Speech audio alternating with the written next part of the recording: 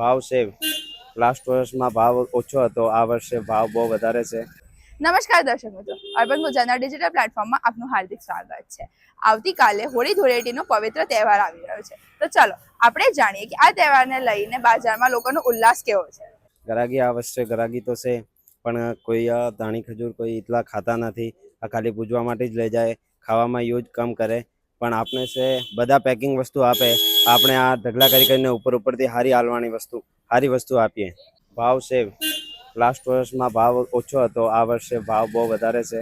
વેપારી બી અમારા જોડેથી વધારે ભાવ લેતા છે, એટલે અમે બી વધારે ભાવમાં વેચીએ। એટલે આ તો રીતિ રિવાજ છે બધાના, આપણે જે દાદા દાદી પહેલાથી કરતા આવ્યા છે, એટલે અમે બી કરવો જોઈએ और કરવો પડશે।